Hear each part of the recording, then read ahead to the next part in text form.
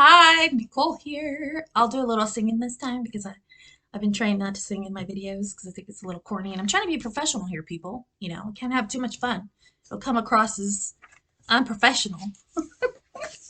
This book here is amazing. It's called The Body Keeps a Score by Bessel van der Kolk. He rocks. He has made it his life mission to help people realize the connection between trauma and how it affects the body.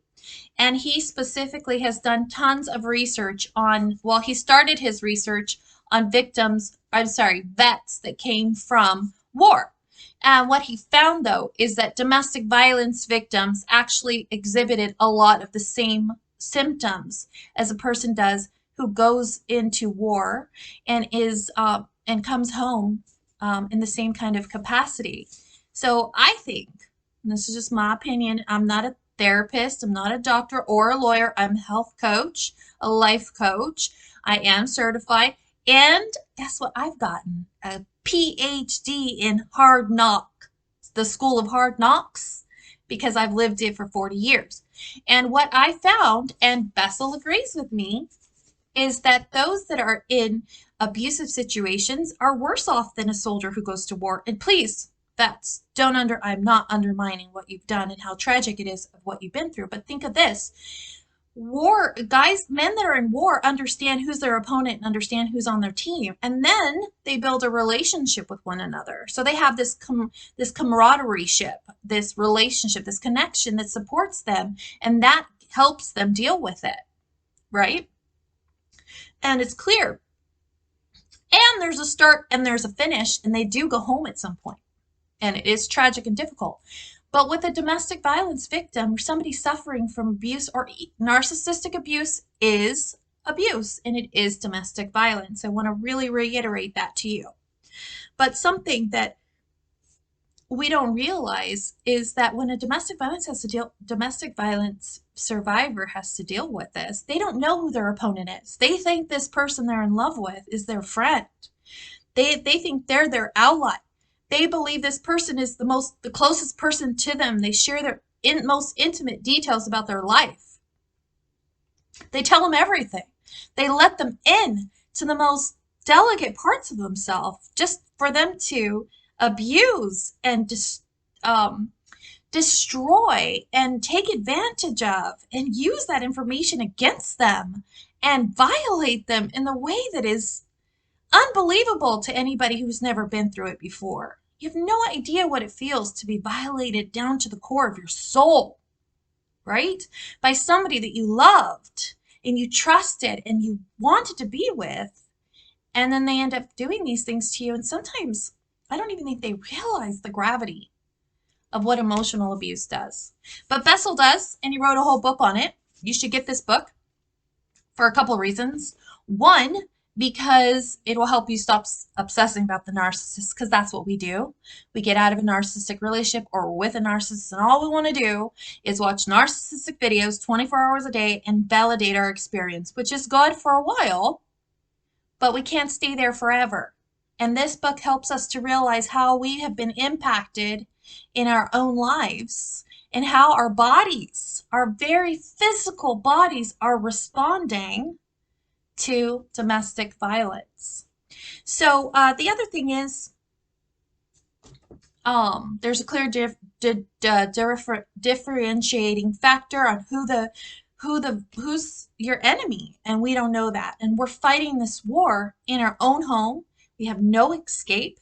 In our own bedroom, nobody believes us. No one even validates our experience. You go and tell people that are in authority, go to the doctor or therapist, and nobody gets it, and nobody's helping you, and you're all alone.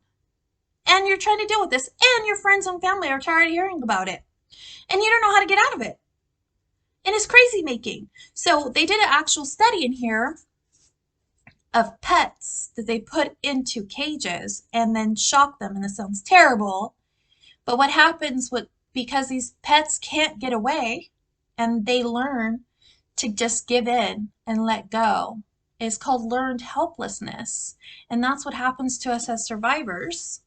We learn to just let go because we feel too overwhelmed by the experience, and we're too complicated, and we're in too deep. We don't have a job anymore. We got too many kids. Our parents don't get it. Our friends and family are pressuring us to stay with somebody who's hurting us. And so we don't know how to deal with this, so we don't. And we let go.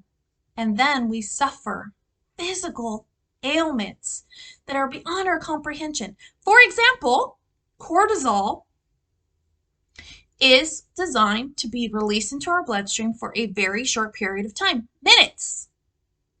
But when you're in constant state of arousal, like you are when you're with a narcissist who you never know is going to freak out at any point, then what happens to you is you stay in fight or flight with cortisol pumping through your body all the time, every day. And what that does over a period of time, because it wasn't designed for that, is it causes inflammation. Inflammation causes disease. And before you're 40, 50, 60 years old, you have fibromyalgia, a whole host of other problems. Please don't call me and tell me. I'm not a doctor. I'm not diagnosing. I'm just going off the book, people. And he is a doctor. So there you go. Get the book. It'll be really good for you. So start to pay attention to how this is affecting your body. Open your eyes. Take a good look at yourself. Look in the mirror. I remember there are times in my life I didn't even recognize myself. And I couldn't even look at myself in the mirror because I was so depleted. And it starts on the inside. It's a slow, painful death that you don't have to continue. Why do you have to sacrifice your life for another person who's choosing to do this to you? Why? For what? Ask yourself that. Anyways, we have 3 support groups each week. Please check this out. My link's in the bio. Feel free to join our school so that you can get the support you need. You need tools. You need an education. You need techniques specifically for your situation. And here you get to talk to a live instructor who can talk to you in a group setting, of course, and actually, because we learn from each other. That's the beauty of doing a group session, right? Is that you get to hear somebody else who's going through something similar to you and how they dealt with it, what advice we give them, so that then you too can employ it into your life. And it's a beautiful thing. So take advantage, and I hope to see you there.